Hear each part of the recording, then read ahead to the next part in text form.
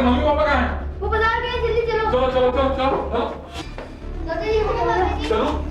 अरे राम, इसकी हालत तो बहुत खराब है। बेटा तुम उसका ध्यान रखना, मैं अभी टैक्सी लेकर आता हूँ। बेटा मैं अभी आया।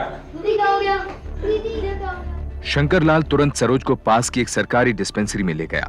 सरोज की इतनी बिगड़ी हालत देखकर वहां के डॉक्टर को शक हुआ और पुलिस के झंझट से बचने के लिए उसने शंकरलाल से सरोज को किसी बड़े अस्पताल में ले जाने को कहा।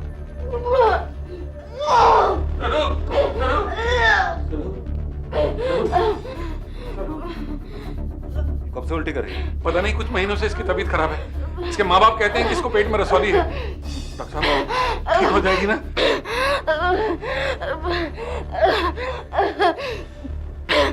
Nurse, oxygen fast.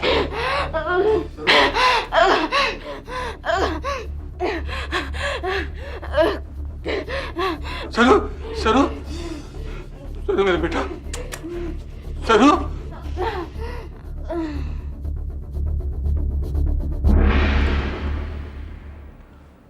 माफ कीजिए, आपने बहुत देर कर दी। She is dead.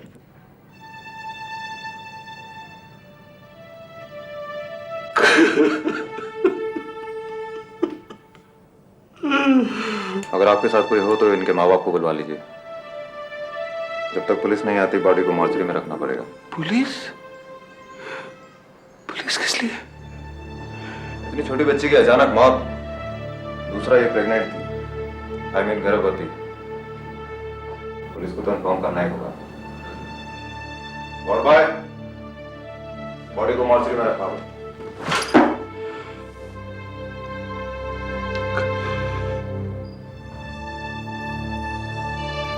इतनी बड़ी बात तूने मुझसे छुपा के रखी।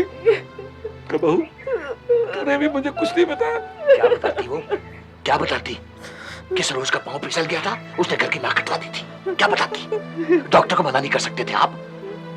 ये पुलिस का चक्कर उठा दिया। मुंह तो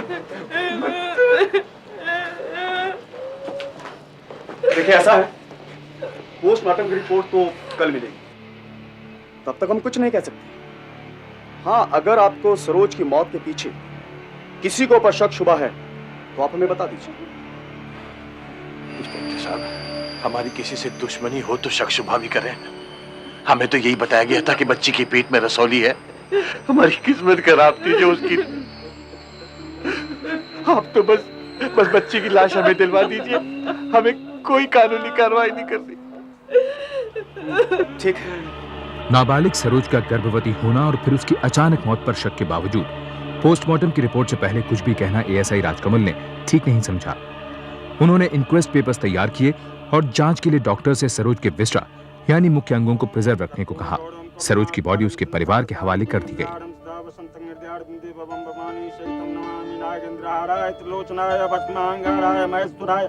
नित्याय सिद्धाय दिव्यंबराय ओम नमः शिवाय, ओम नमः शिवाय, ओम महाकाल रूपेण नमः शिवाय, ओम रुद्राय, ओम शांति रूपेण नमः शिवाय, ओम दीर्घाय, ओम दुर्गावतारम, ओम पति नमः शिवाय, ओम गौरीपति, नित्याय सिद्धाय दिव्यंबराय ओम नमः शिवाय।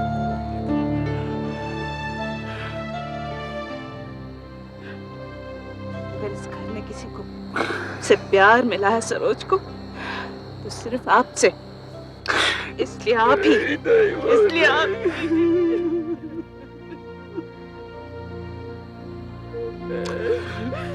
मुझे माफ कर दो मेरे बच्चे।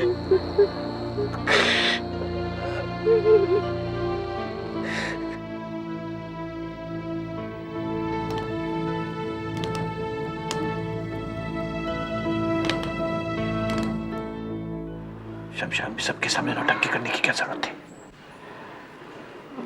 अगर किसी को मेरे में शक हो जाता तो चाह रहा था कि वहीं तेरे रोने धोने से सरोज की जिंदगी वापस आ जाएगी क्या? हाँ, तुम्हारे सर से तो बना टली, पाप तो मेरे सर चढ़ेगा ना। एक बेटी और है मेरी, कल को तुम उसके साथ में कुकर्म करोगे मुझे उसे मारने को कहोगे तो एक बेटी और है मेरी, कल को तुम उसके साथ में कर्म करोगे।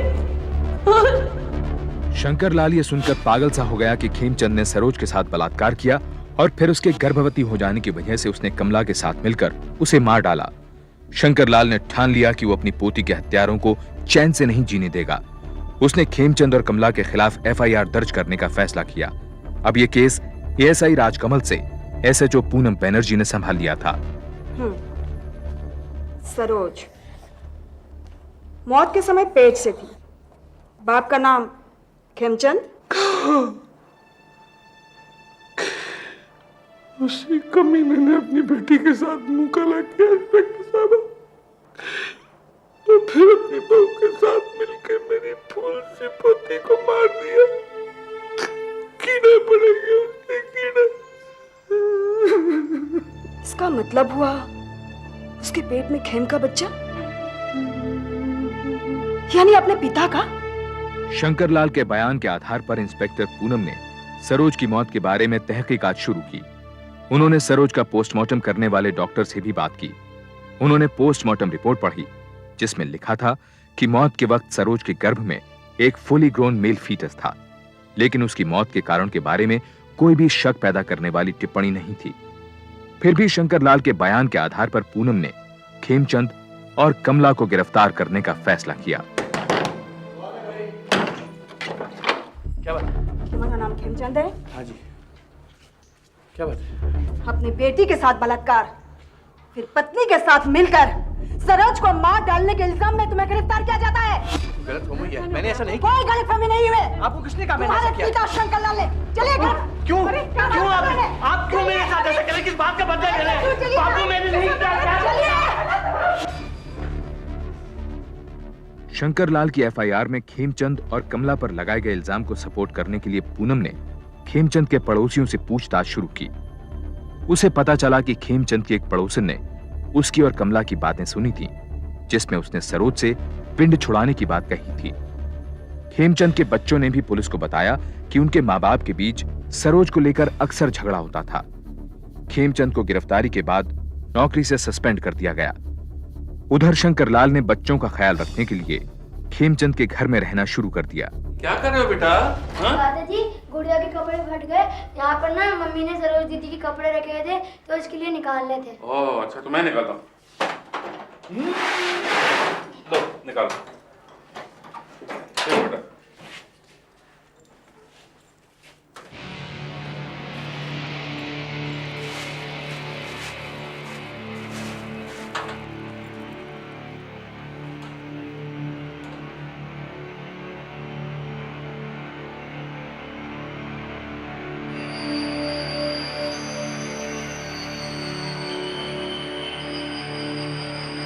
शंकर को लगा कि पुड़िया में मिली दवाई शायद वही जहर है जिससे सरोज की मौत हुई। उसने तुरंत इंस्पेक्टर पूनम को फोन करके घर बुलाया।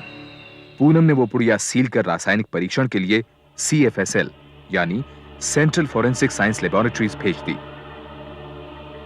तुम कैसी माँ हो? हाँ? कैसी माँ हो? अपनी मासूम बच्ची को मौत के मुंह में ढकेलते हुए तुम्हारे हाथ नहीं कांपे? तुम्हें कुछ नहीं लगा? तो क्या करती मैं? क्या करती मैं? अपने छोटे छोटे बच्चों को लेकर मैं दर की ठोकरें खाने को चली जाती। कैसे छुपाती मैं उसके बड़े हुए पेट को? मोहल्ले वाले और जान मेरा जी को क्या जवाब देती मैं? क्या देती मैं? बोलो। वैसे भी अगर वो जी जाती ना तो उसकी जिंदगी नरक से भी बदतर होती।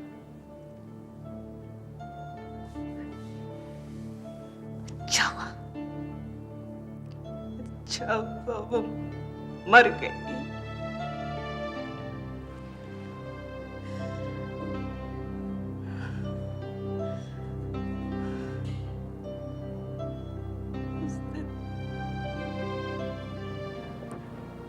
फिर सरोज को लेकर झगड़ा शुरू हो गया। ये मरने मराने की बात करने लगे।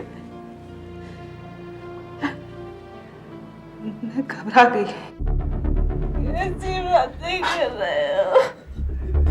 इस मुसीबत से पिन छुड़ाने के अलावा अब और कोई चारा नहीं है। मेरी बात समझ रही है ना?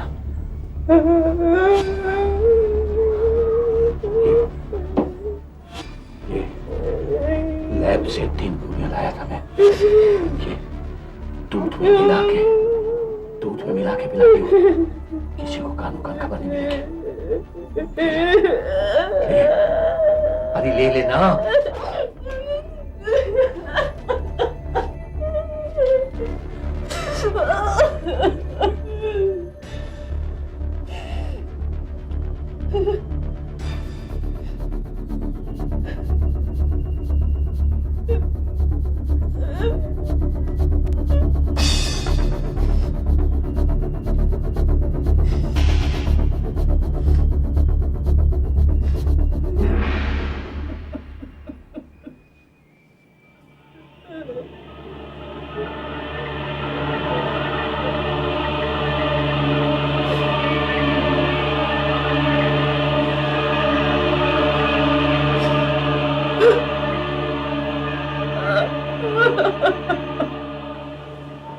जिस डिस्पेंसरी में मैं काम करता था वहीं से लाया था मुझे जहर की गोलियां। अगर सरोज जिंदा रहती तो मैं मर जाता। मरोगे तो तुम अब भी। इज्जत तो गई, जान से भी हाथ धोना पड़ेगा। खेमचंद ने फैसला कर लिया कि वो कमला और खुद को बचाने की हर चंद कोशिश करेगा। उसने अपनी बीवी के जेवर और गांव की जमीन बेचने का इरादा कर लिया। उसने शहर के नामी क्रिमिनल लॉयर राकेश शर्मा को अपना वकील नियुक्त किया, जिसके बारे में मशहूर था कि वो बिगड़े से बिगड़े केसेस को संभाल लेता है। एसएचओ पूनम का त्रिलोकपुरी थाने से तबादला हो गया। राकेश शर्मा ने हाईकोर्ट में खेमचंद और कमला की बेल एप्लीकेशन दायर की, जिसे नामंजूर कर दिया गया। राकेश शर्मा ने शंकर लाल को बातचीत के लिए बुलाया। देखिए वकील साहब, अगर आपने मुझे ये कहने के लिए बुलाया है कि मैं खेम और कमला पर लगाए गए इल्जाम वापस ले लूं, तो मुझे आपसे बात नहीं करनी। नहीं, ऐसी कोई बात नहीं। देखिए शंकरलाल जी, मैंने आपको यहाँ इसलिए बुलाया है कि आपने अपने पोते और पोती यानी खेमचंद के बच्चों के बारे में कुछ सोचा है? मतलब? मैं कुछ समझा नहीं। देखिए, सरोज को तो अब हम वापस ला नहीं सकते। हो सकता है कि खेमचंद और कमला को उम्र कैद हो जाए या फांसी हो जाए, तो फिर उनके बच्चों का क्या होगा? कौन उनको संभालेगा? उनके कपड़े लत्ते, खाना पीना, पढ़ाई लिखाई, बेचारे सड़क पे भीख मांगेंगे। क्या बात कर रहे हैं आप? क्या बात कर रहे हैं? मेरे जीते जी ऐसा कभी नहीं होगा। नहीं, भगवान न करे ऐसा हो, बिल्कुल ऐसा नहीं होना चाहिए। लेकिन शंकरलाल जी, कल अगर आप ही को कुछ हो गया तो फिर क्या होगा? कौन उनको संभालेगा? कौन उनकी देखभाल करेगा? देखिए, जमाना बहुत खराब है। सबसे पहले तो अपने ही मुंह फेर लेते हैं। देखिए, आपने जो किया बिल्कुल ठीक किया। दरअसल में आपने खेमचंद की अकल ठिकाने लगा दी। बेचारा बहुत पछता रहा है, बहुत पछता रहा है। आपने किए की माफी मांग रहा है। वकील साहब, मैं ढंग से सोच नहीं पा रहा। कोई बात नहीं, आराम से सोचिए, बिल्कुल आराम से सोचिए।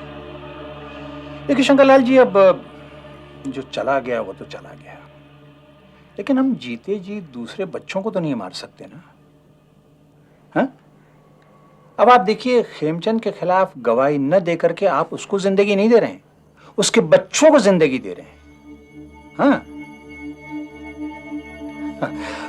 बस आप निश्चिंत रहें, आप निश्चिंत रहें। आपकी कृपा से बाकी मैं सब कुछ समझ लूंगा। देखिए, आप खेमचंद के खिलाफ गवाही न देकर के उसको नहीं, उसके बच्चों को जिंदगी दे रहे हैं। गुड़िया, हाँ पापा। बेटा तुम लोग खेलने नहीं गए? बाबा, हम तो बहुत दिनों से खेलने नहीं जा रहे। क्यों बेटा? वो हमें खिलाते नहीं है और हमें कहते हैं कि हमारे मम्मी पापा को पुलिस ले गई है और उन्होंने सरोज दीदी को मारा है। लेकिन बाबा, सरोज दीदी तो बुखार से मरी थी ना।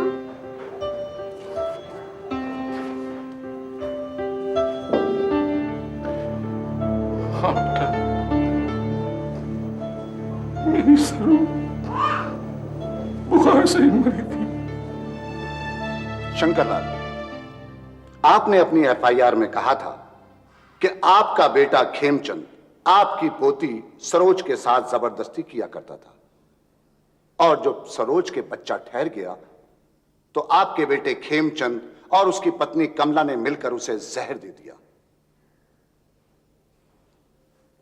आपने यही आरोप लगाया था ना? आपने पुलिस में यही बयान दिया था ना? ये गलत है जज साहब, मैंने ऐसा कोई बयान नहीं दिया। राकेश शर्मा ने इस बात का ख्याल रखा कि कोई भी गवाह पुलिस को दिए बयान की अदालत में पुष्टि ना करे।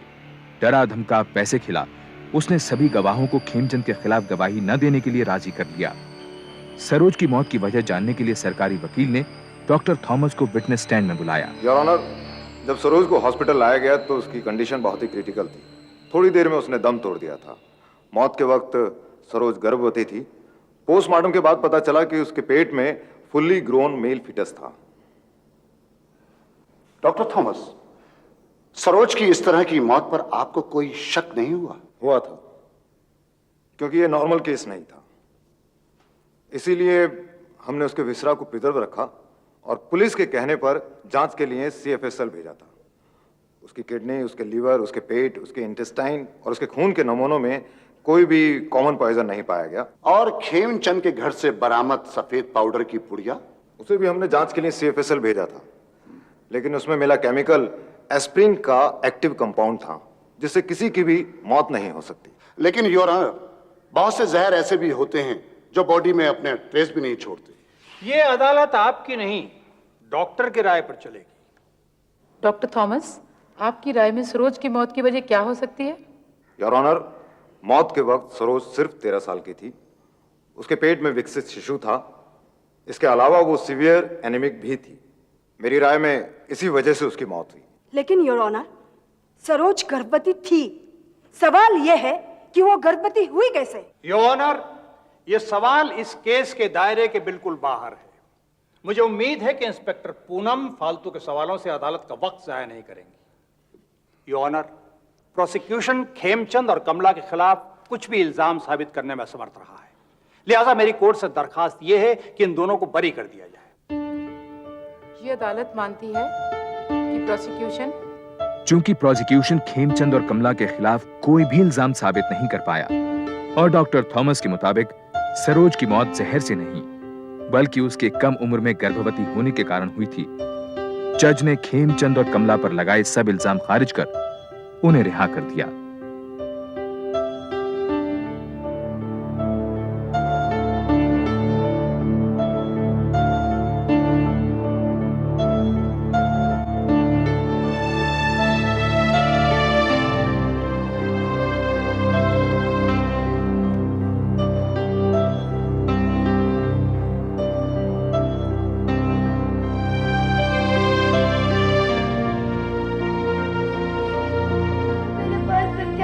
ये जब तक मम्मी नहीं आती मैं आपके पास सो जाऊंगी बाबा। पगली, इतनी बड़ी हो गई है मेरी बेटी और फिर भी डरती है, हैं? आज ही की तो बात है, कल तेरी मम्मी आ जाएगी और फिर भी अगर डर लगे तो अपने पापा के पास सो जाना है।